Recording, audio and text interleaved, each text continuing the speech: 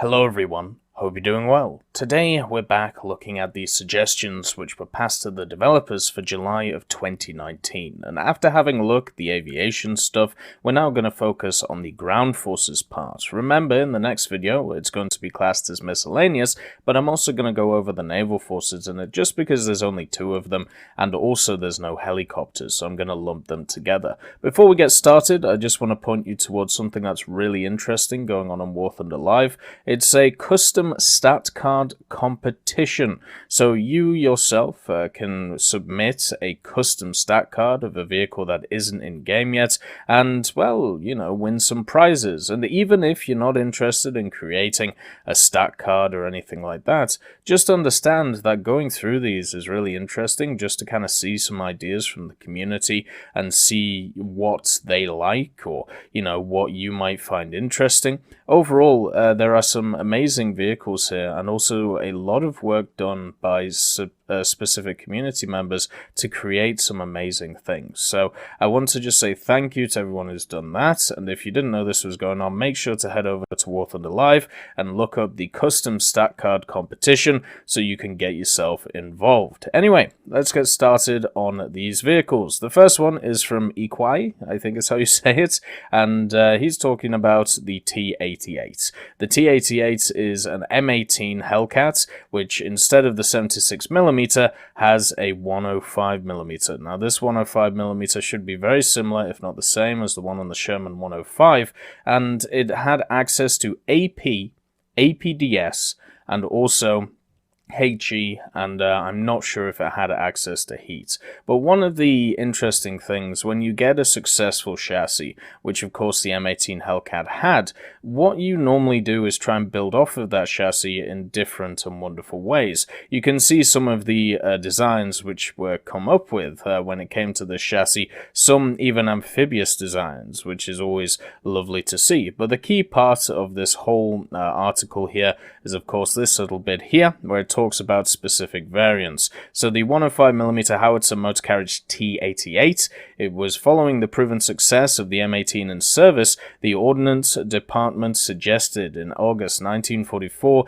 the development of a similar vehicle mounting the 105mm T12 howitzer. A pilot model was completed on December of 1944, identical in all respects to the M18 except for the gun and sighting arrangements. Designated the T88, the project was cancelled while still under test following the cessation of hostilities in August 1945. So overall, this thing never really got completed, but there was a prototype built, as you can see here, and it would be interesting to see as a premium. That's what Iquai says. I personally think it would be a nice gift vehicle for an event. It seems to fit the bill pretty well, not too overpowered, decent speed behind it, and a very fun gun.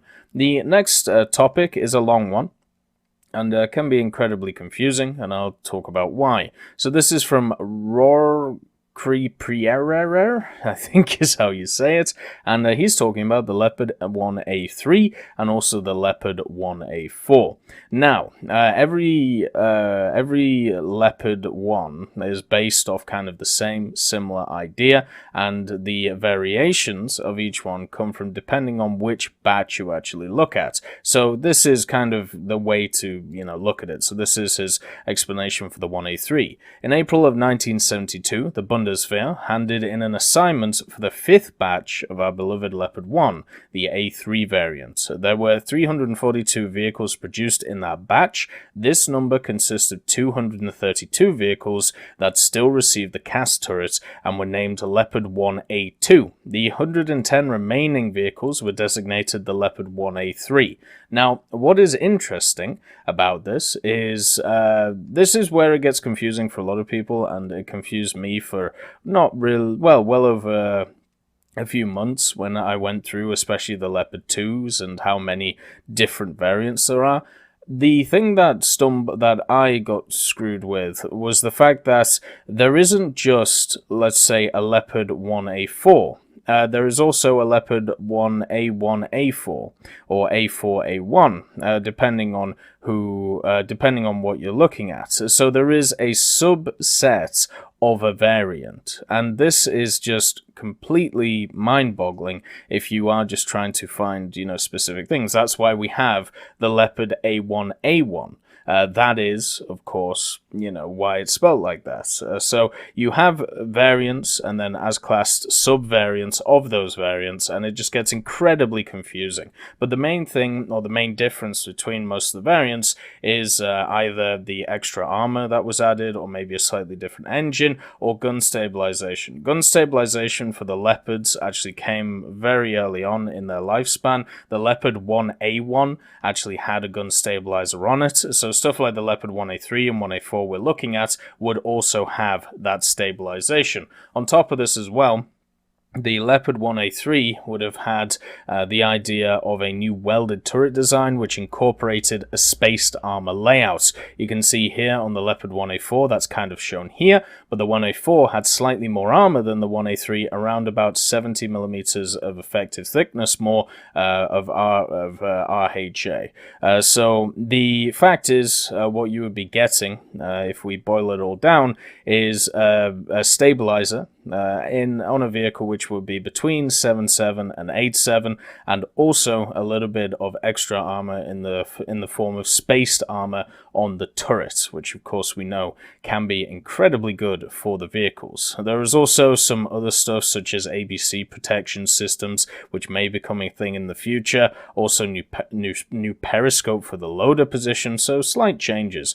And that's all for the 1A3. The 1A4 has all of these changes, but also a few more. As we talked about before, a little bit of extra armor, a little bit of differences when it comes to the gearbox. It was an automatic sequential gearbox for this one, and also it had the ability to fire the license-built copy of the M111 HETS APF-SDS T round, and this was first issued in 1978, and you would know it under a different name, the DM23. It could pen 360 to 400 millimeters. We have it already in game, so this vehicle would be very much close to that, 8.7 barrier if you wanted to give it this round, just like do the A1A1. Now, what is nice about this article is that it does go through the different variants. As you can see, the A3A1, the A3A2, and the A3A3, just so you don't get too confused, and the differences between them. But overall, what is being asked for here is more Leopard 1s, and I agree with that. I think having more of them between that 7.7 and 8.7 bracket would be a nice addition. The next one kind of annoyed me, and not because of the vehicle itself. So this is from Piev, and it's talking about the amphibious tank, the K90. There was a prototype made. It was once again one of these very light and spacious amphibious vehicles that the Soviets made. It had a 76mm on it, which is always nice. Crew of 3, so not a huge crew, and they were put quite high up in the vehicle, just so it would be, kind of nicer for them once they were floating around the place. Overall, it had around about 15mm worth of armor in most places, so nothing to really write home about. So it would have a very similar playstyle to something like a PT-76. What annoys me is I was reading through this, and normally Piev is pretty good when it comes to the English stuff, and I noticed a pattern. This English is broken as all hell, meaning that normally, if that's the case, you are normally dealing with somebody who is of non-English descent, which is completely fine. It's completely fine that's the case, but it was different to a lot of the other articles that I've read from him. And I was like, why is this the case? So I decided to look through the sources. Because it was so broken, I couldn't really get an idea of this vehicle or where it was from and all of this stuff. So I went through the sources, and he's just copied and pasted it from here. Everything here, all the way down to here, is all copied and pasted in this article. So I could have just got the same experience if somebody had just hit me up with this link here. Like you can see, in the cushioning system used by personal automobile torsion bar, suspension bump, stop balancing, and recent nodes, right? In cushioning system used by personal automobile, torsion bar, suspension bump, stop bouncing in recent nodes. So it's just copied and pasted across. And to be fair, yes, it gets the information across, but the fact that it's in such broken English, it's impossible to follow what's going on. And I just wish there was a little bit more effort put into it than this. The next one is talking about the Centaur, so the A27L. Now, if you don't know what the Centaur is, it is incredibly similar to the Cromwell and also the Cavalier. If you didn't know, they're actually basically all the same with some very slight differences. Tank Encyclopedia sums it up the best. I think I've ever seen a site do it. So there was a triple design at the same time based off the A24 project, which was known as the Cromwell project in 1941, and the A24, which had the old Liberty engine, the A27L, which had a redesigned Liberty engine, and the A27M, which had a Meteor engine, were all named Cromwell originally, but were renamed by the General Staff as the Cavalier, the Centaur, and the Cromwell, respectively, to avoid confusion. So, as you can see, the only real difference between these vehicles is the fact that they have different engines. The Cavalier having the worst of them with the old Liberty engine, the Centaur having the slightly better engine, and then the Cromwell having the actual engine everybody wanted. Right, so the fact is, at the end of the day, they're very, very similar vehicles, but they were used for very much different things in the war, and even though they are incredibly similar, there are enough variants of each that you could easily put them all into the game. Like, we already have a Cromwell 57mm variant and a 75mm variant. You can actually see there was also a Centaur variant with the 57mm and the 75, and the Mark 1 and the Mark 3. But the one which I always harp to, and the one which I would love to see, by the way, this article is by Cade. Cade does some wonderful things, especially when it comes to the British, proposed stuff.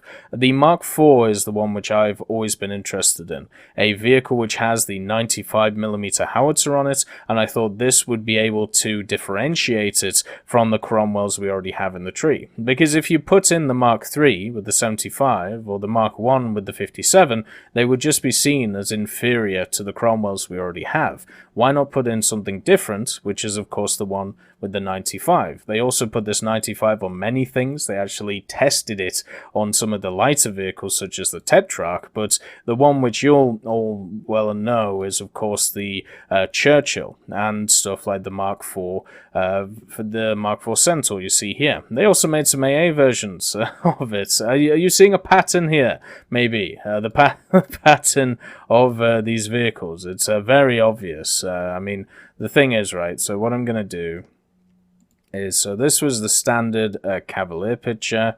Let's try and show you the differences. So this is the Centaur, and then let's do here. So there we go. Wait, no, there we go, Cromwell. So let's show the difference. So this is the Cromwell.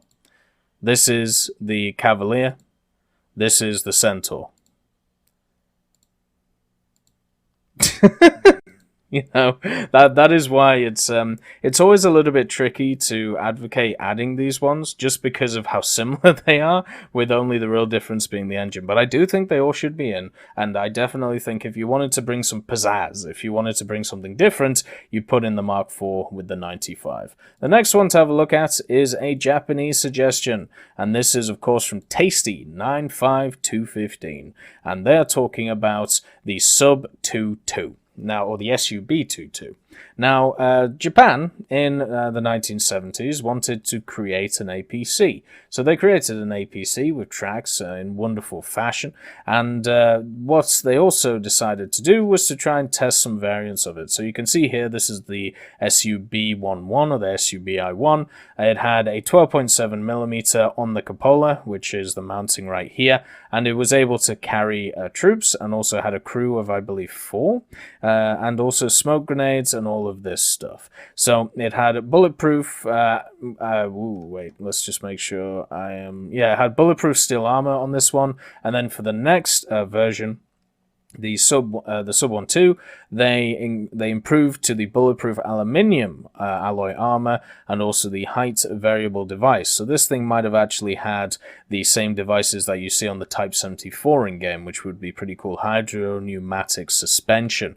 Then it had some prototypes, and one of these prototypes is what we want to see in game, or Tasty wants to see in game. You got the Sub 2-1, which has the bulletproof steel armor again and the 12.7mm. But then you got the Sub 2-2. Now this is a meme machine, because the main upgrade on the Sub 2-2 is of course that Rheinmetall 202, the 20mm on top. This is the same gun that you find on the MBT-70, the KPZ-70, the Leopard 2K. It is a mean 20mm designed to really screw up your day. So the Sub 2-2 would be the only one really out of these vehicles that would fit in the game, because there's only one vehicle in the game which would have equivalent weaponry to one of these APCs with only the 50 cal, and that's the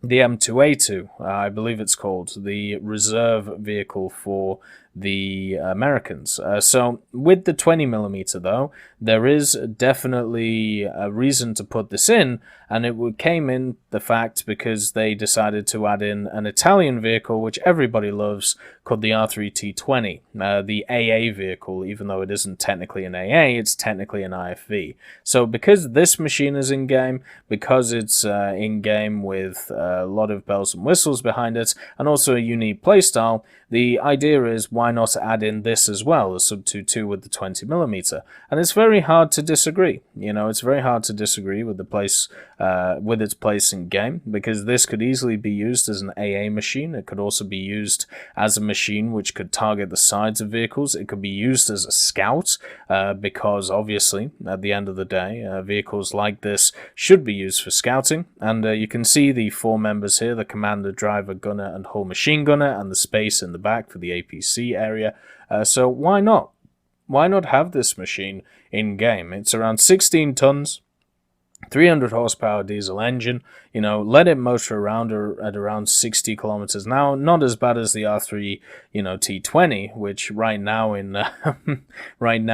doing the event is, definitely being annoying to a lot of people, going around and capturing zones. But the Japanese would get a similar thing in the form of the Sub 2-2. So why not? Let's go crazy. Let's throw it in. The next one is the Devil Incarnate. This is from 1 Max 9000, and he is talking about the Draco. Now, if you don't know what the Draco is, imagine if you got a Centaur, that fast thing with the 8 wheels that flies about the place, which, swings around corners and knocks whatever you have out, and is able to really take over games.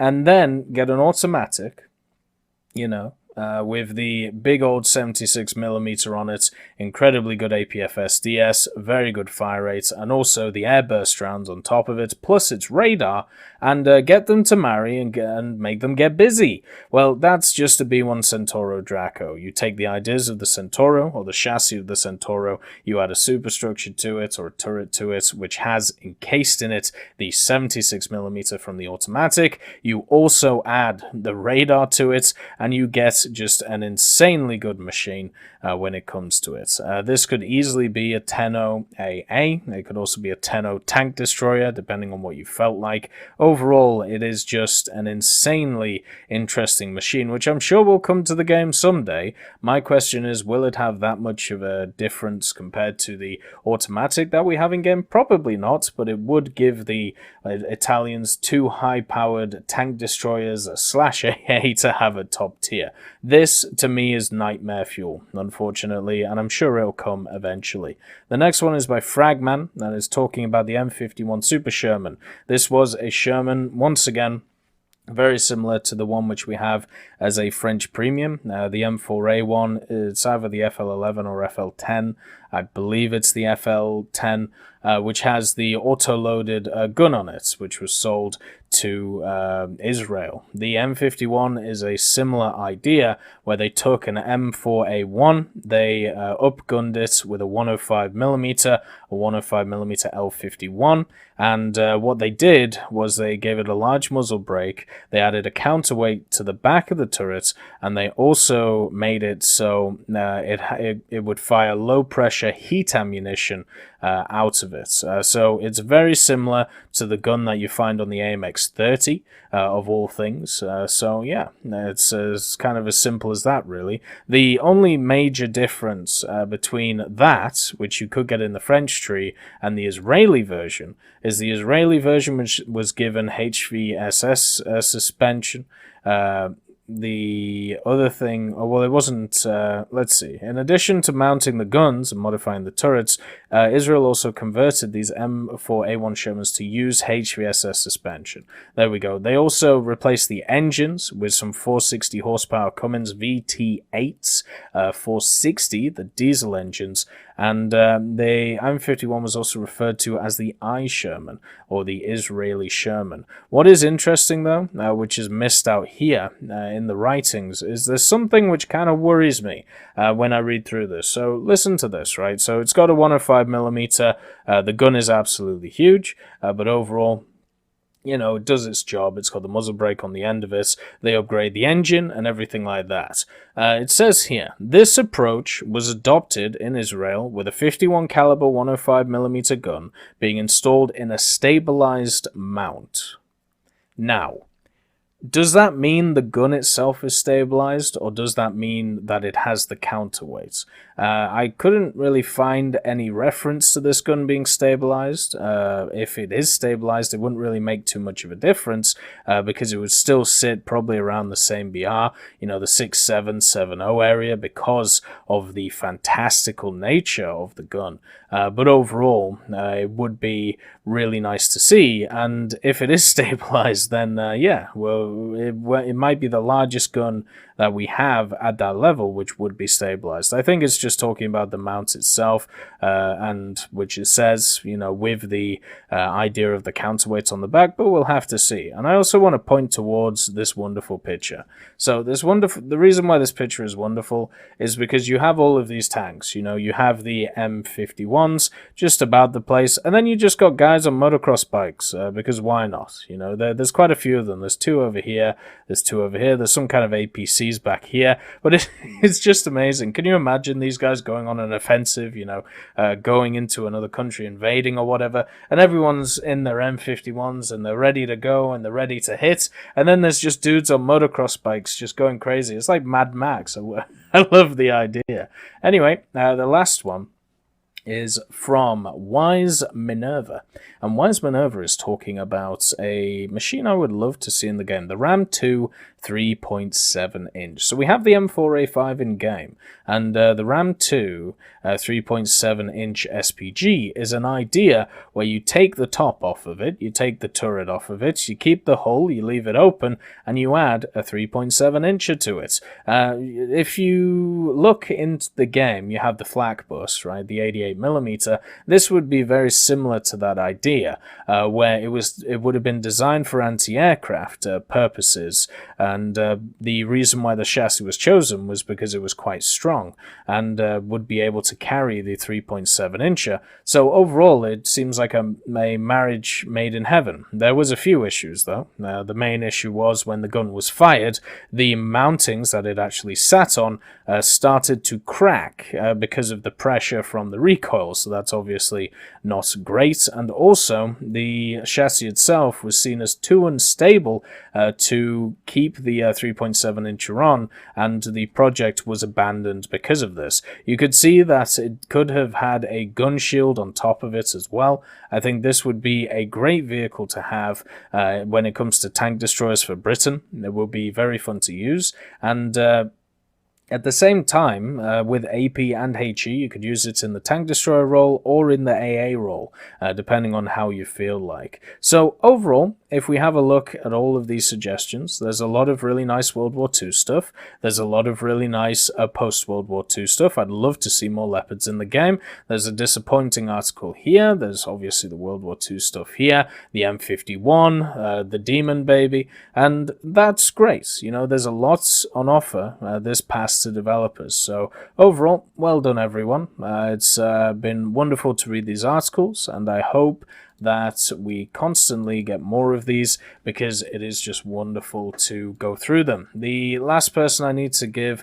a thank you to is of course Coke Spray. Coke Spray being the person who sets all of this up, who puts everything together. Well done to you, sir. Thank you for your service, and as always, I hope you all have a wonderful day, and I'll see you next time.